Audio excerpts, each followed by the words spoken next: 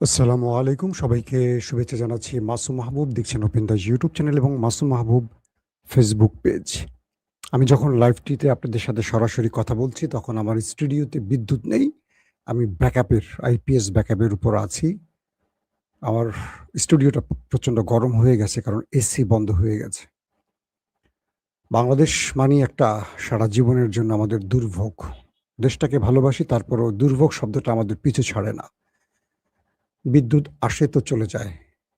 এই সংকট ৫৪ বছরে কাটে নাই। কারণ আমাদের বিদ্যুৎ লাগে না, আমাদের কিচ্ছু লাগে না। চিকিৎসা, শিক্ষা কিছু লাগে না। আমাদের আছে চেতনা। চলেন আমরা চেতনার চাষ করি। চেতনাই আমাদের সব। এই চেতনাই আমাদের খাইলো। প্রিয় দর্শক, আন্তর্জাতিক বিশ্বের বেশ কিছু গুরুত্বপূর্ণ খবর দেব।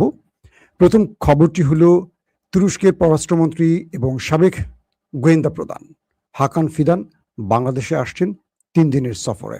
এটি খুবই গুরুত্বপূর্ণ একটি সফর হতে যাচ্ছে। ২ নম্বর গুরুত্বপূর্ণ খবর, মার্কিন প্রেসিডেন্ট ডোনাল্ড ট্রাম্প ইরানের বর্তমান সুপ্রিম লিডার মুস্তফা খামেনির সাথে দেখা করার আশা পোষণ করেছেন। ৩ নম্বর গুরুত্বপূর্ণ খবর, মার্কিন যুক্তরাষ্ট্রের ২টো গুরুত্বপূর্ণ ঘাঁটিকে লন্ডভন্ড করে দিয়েছে ইরান। ইরান হঠাৎ এত ক্ষেপে গেল কেন? ৩ নম্বর, লেবাননে দখলদার বাহিনী এখনো সুযোগ মতো বারবারই অ্যাটাক করছে।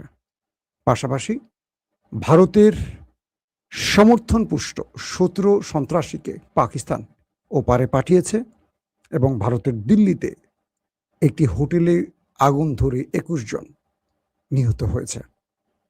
এছাড়া আরও অনেকগুলো খবর থাকবে। আমি সংক্ষিপ্ত খবরগুলো দেবার চেষ্টা করব, কারণ আমার স্টুডিওতে এখন প্রচুর গরম কাজ করছে এসি বন্ধ হয়ে যাওয়ার কারণে। আমার নিজেরই থাকতে কষ্ট হচ্ছে, চেহারা চকচক করছে ঘাম। দর্শক, প্রথম গুরুত্বপূর্ণ খবরটি দিচ্ছি। মিল্লিত ইস্তেকবারাত তেশকিলাত, এমআইটি, যার পুরো মিনিংসটা বললাম। তুরস্কের অন্যতম গোয়েন্দা মাধ্যম। তুরস্কের এই গোয়েন্দা মাধ্যমটি হাকান ফিদান যখন এই চেয়ারটায় বসছেন, গোয়েন্দা প্রধান হয়েছেন, তারপর পুরো পৃথিবীতে একটা খ্যাতি ছড়িয়েছে। তুরস্কের গোয়েন্দা বাহিনী এত সক্রিয় বা এত স্ট্রং ছিল না। এটাকে স্ট্রং করেছেন হাকান ফিদান। পরবর্তী এরদোয়ান হাকান ফিদানকে পররাষ্ট্রমন্ত্রী করেছেন। তো এই পদে তাকে বসানোর অর্থ আরেকটি আছে। তুরস্কের বিভিন্ন রাজনৈতিক বিশ্লেষকরা বলছেন যে এরদোয়ান পরবর্তী তুরস্কে, অর্থাৎ এরদোয়ানের তো মেয়াদ প্রায় শেষ, তিনি হয়তোবা তার সংবিধান অনুযায়ী আর নির্বাচন করতে পারবেন না। তো এরদোয়ানের যে দল একেপি, সেই দল থেকে পরবর্তী রাষ্ট্রের প্রেসিডেন্ট পদে আসতে পারেন হাকান ফিদান। তাই এরদোয়ান তাকে তৈরি করছেন, নিবিড়ভাবে তাকে তৈরি করছেন, এবং তিনি বলা হয় যে খুব প্রজ্ঞাবান একজন পলিটিশিয়ান। তো তিনি বাংলাদেশে আসবেন, তার অনেকগুলো উদ্দেশ্য আছে। আমি এটা নিয়ে আলাদা একটা এপিসোড করব। আমাদের ওয়ালিদ ভাই থাকতে পারেন আমাদের সাথে। তো শুধু এইটুকু দেই যে তুরস্ক বাংলাদেশকে সামরিক খাতে অনেক দূর এগিয়ে নিতে চায়। শুধু সামরিক নয়, হাসপাতাল, চিকিৎসা, বিভিন্ন ক্ষেত্রে, শিক্ষা, কয়েকটি বিষয়ে তুরস্ক বাংলাদেশকে কিছু প্যাকেজ প্রোগ্রাম দেবে। কিছু তথ্যের মাধ্যমে বললাম। তো সেই বিষয়গুলো তুরস্ক বাংলাদেশ সরকারের সাথে আলোচনা করতে চায়। এর আগেও হাসিনার আমলে তুরস্কের পররাষ্ট্রমন্ত্রী এসছিলেন, মেভলুত চাভুসগ্লু, কিন্তু সেই সময় হাসিনা অল্প কিছু চুক্তি করেছিল, ভারতের ভয়ে বাকিগুলো করতে পারেনি। তো এবার যেহেতু তারেক রহমান প্রধানমন্ত্রী আছেন, ধারণা করা হচ্ছে তুরস্কের সাথে বাংলাদেশ অনেকগুলো মাইল ফলক তৈরি করবে বা অনেকগুলো বড় বড় চুক্তি করতে পারে। দর্শক, দ্বিতীয় যে গুরুত্বপূর্ণ খবর সেটি দিচ্ছি। আজকে সকালের লাইভে আমি আপনাদের বলেছিলাম যে ইরান এবং আমেরিকার মধ্যে ব্যাপক অ্যাটাক পাল্টা অ্যাটাক চলছে। পুরো বিস্তারিতটা আমি আপনাদের বলেছিলাম সকালের লাইভে। তারপর আমাদের আন্তর্জাতিক গণমাধ্যমগুলোতে দেখলাম আজকে সারাদিন সেই খবরগুলো দিয়েছে।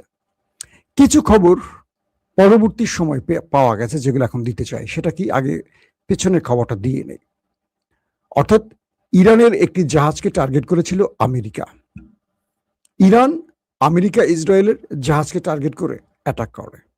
এরপর আমেরিকা আবার ইরানের আইআরজিসির একটি কি বলবো কমান্ডিং পোস্ট টার্গেট করে হিট করে। এরপর খেপে যায় ইরান। তারা একযোগে কুয়েত এবং বাহরাইনে মার্কিন ঘাঁটিগুলোকে লক্ষ্য করে সিরিজ অ্যাটাক করে। এটি ছিল সকালের আপডেট। কুয়েতের মার্কিন বিমান ঘাঁটিতে ব্যাপক অ্যাটাক হয়। এরপর বাহরাইনের মার্কিন ফিফথ নৌবহর, বলা হয় মধ্যপ্রাচ্যে আমেরিকার সবচেয়ে বড় নৌঘাঁটি হলো বাহরাইনে। এখান থেকে আমেরিকা তার শত্রু সকল রাষ্ট্রকে কন্ট্রোল করে, নজরদারি করে। এর মধ্যে প্রধান শত্রু হলো ইরান। ইরানের পুরো আইআরজিসির নৌবাহিনীকে এখান থেকে, বা হরমুজ প্রণালী বলি বা বাবুল মান্দাব বলি, প্রত্যেকটি জায়গাকে এই বাহরাইন থেকে কন্ট্রোল করে বা নজরদারি করে, কারণ বাহরাইন ইরানের খুব কাছাকাছি একটি দেশ। ইরান বাহরাইনে থাকা মার্কিন পঞ্চম নৌবহরে অ্যাটাক করা, নৌ সদর দপ্তরে অ্যাটাক করার অনেকগুলো মিনিংস আছে। আপনারা জানেন 40 দিনের যে যুদ্ধটা হয়েছিল আমেরিকা এবং ইরানের মধ্যে, সেই সময়টাতে ইরান এই বাহরাইনের পঞ্চম নৌবহরে, নৌঘাঁটিতে ব্যাপক অ্যাটাক করেছে, কয়েক দফা অ্যাটাক করেছে। এবার আবারও নতুন করে আজকে অ্যাটাক করেছে। প্রশ্ন হলো, এই ঘাঁটিটাকে কেন আমেরিকার নৌবহরটাকে টার্গেট করছে? বলা হচ্ছে এটা নেপথ্যে অনেকগুলো কারণ এখান থেকে ইরানকে নজরদারি করে আমেরিকা।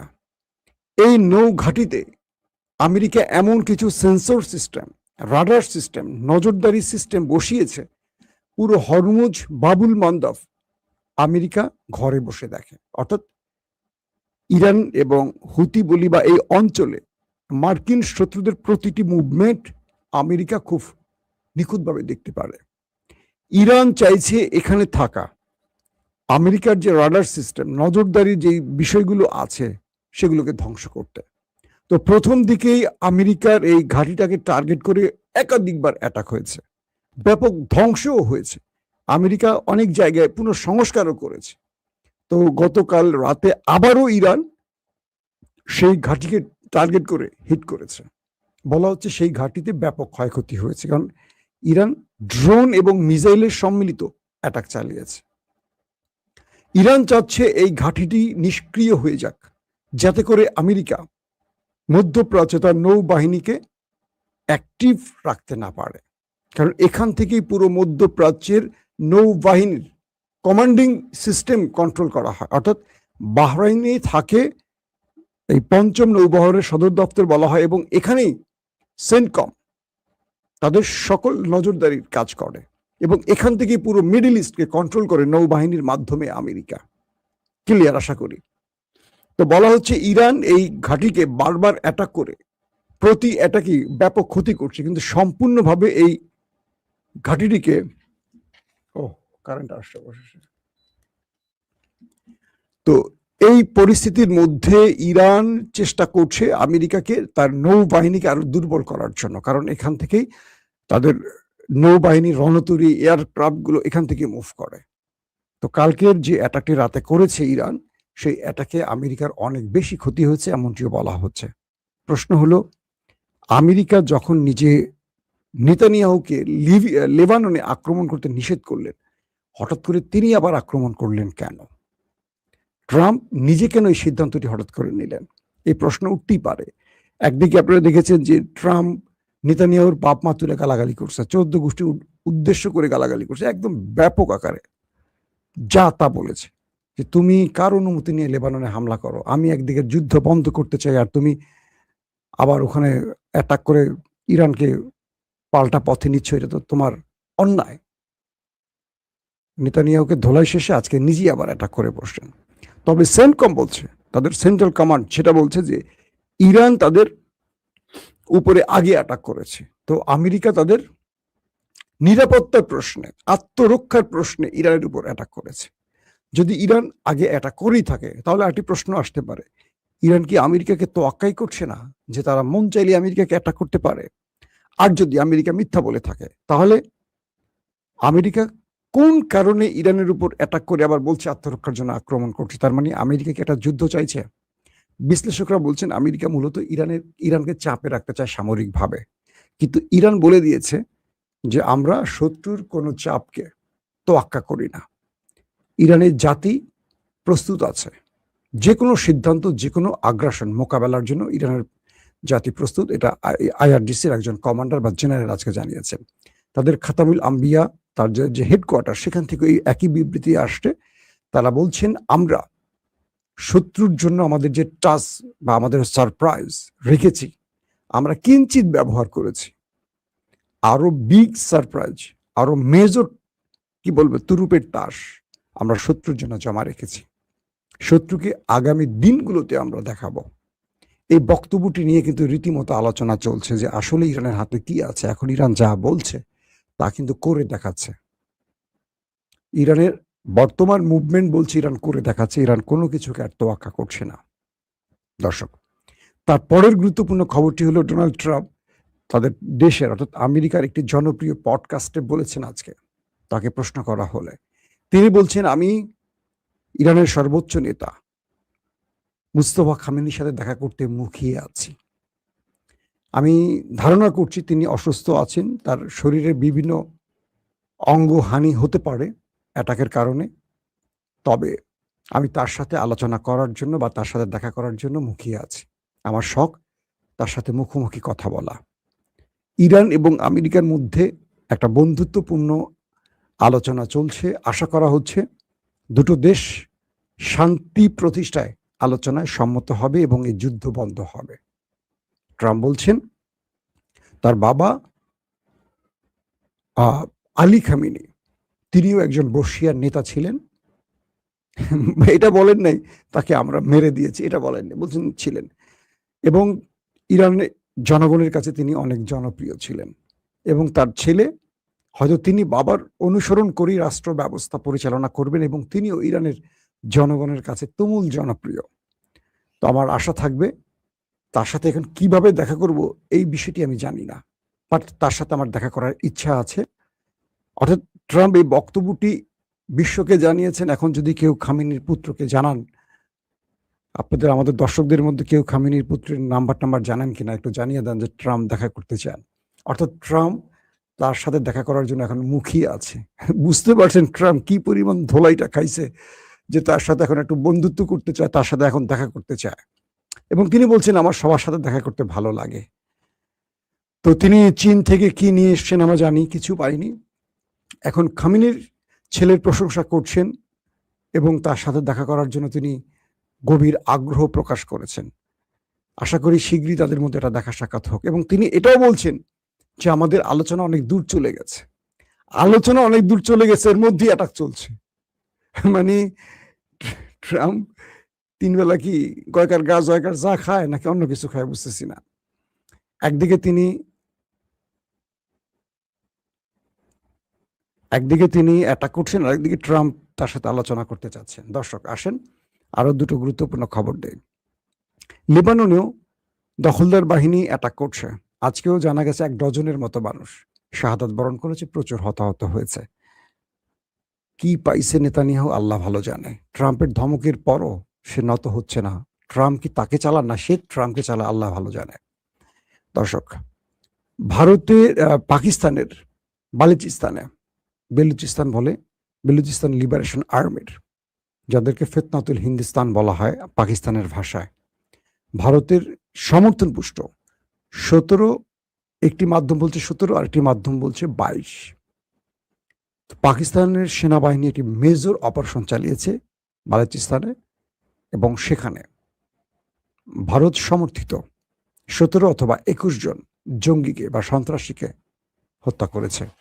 বলা হচ্ছে যে এরা পাকিস্তানের ট্রেন হাইজ্যাক করে যে ম্যাচাকার চালিয়েছিল তার মধ্যে বেশ কয়েকজন সন্দেহভাজন আছেন এবং তারা পাকিস্তানের নিরাপত্তা বাহিনীকে টার্গেট করে অ্যাটাক করার পর, মাসুম ভাই আপনার কাছে ট্রাম্পের মোবাইল নাম্বার আছে? জি আমার কাছে ট্রাম্পের মোবাইল নাম্বার আছে, কিন্তু দেয়া যাবে না, তাহলে ট্রাম্প আমাকে তুলে নিয়ে যাবে, বুঝছেন। তো ট্রাম্পের নাম্বার পাওয়া যাবে, বাট সেই নাম্বার ট্রাম্প ধরবে না, তার সরকারি অফিস ধরবে। কোথায় লেজ লাগে না, লেজে কুত্তায় নাড়ে, কথা ভালো বলছেন আপনি। ট্রাম্পের নেতানিয়াহু চালাচ্ছে। তো এখন যেটা হচ্ছে যে এই পাকিস্তানে যে অভিযানটা চলছে সন্ত্রাসীদের বিরুদ্ধে, এতে বলা হচ্ছে যে বেলুচ লিবারেশন আর্মির একটা বড় ঘাঁটিকে ধ্বংস করছে। প্রচুর অস্ত্র পাওয়া গেছে সেখানে এবং প্রচুর গোলাবারুদও পাওয়া গেছে। এরা পুরো পাকিস্তানটার মধ্যে মানে কি বলবো? যেখানে সেখানে অ্যাটাক করে পুরো একটা অস্থিতিশীল অবস্থা তৈরি করে রেখেছে এই গ্রুপটা। অন্যদিকে ভারতের দিল্লিতে একটি হোটেলে ৫ তলা হোটেলে আগুন লেগে ২১ জন মারা গেছে। খবর আসছে। তো এটা সাধারণ আগুনের ঘটনায় বলা হচ্ছে এটা কোনো সন্ত্রাসী হামলা বা এরকম কোনো ঘটনা নয়। দর্শক, তবে শেষ যে খবরটি দিতে চাই সেটি হলো ইরানের সাথে আমেরিকার আলোচনার মধ্যেও যে ঘটনাগুলো বারবার ঘটছে এবং প্রতিদিন ২ দেশের মধ্যে যে উত্তেজনা ছড়াচ্ছে, এটা একটা বড় যুদ্ধের ইঙ্গিত বলা হচ্ছে। যেমন আজকে ভারতের একটি কথা বলি, ভারতের শেয়ার বাজার একদম ধাপাস করে আকাশ থেকে মাটিতে পড়ে গেছে। বলা হচ্ছে যুদ্ধের এই ৩-৪ মাসের মধ্যে ভারত আজকে সবচেয়ে বড় হতাশ হয়ে গেছে। এত বড় ম্যাসিভ আকারে ভারতের শেয়ার বাজার পড়ে গেছে। বলা হচ্ছে মার্কিন যুক্তরাষ্ট্র ৬০ থেকে ৮০ টি দেশের উপর আবারও তার নিষেধাজ্ঞা বা তার কি নিষেধাজ্ঞা তো না এটাকে কি বলে? শুল্ক আরোপ করতে যাচ্ছে। বাংলাদেশের নামও এর মধ্যে আছে। ভারতের নামও আছে।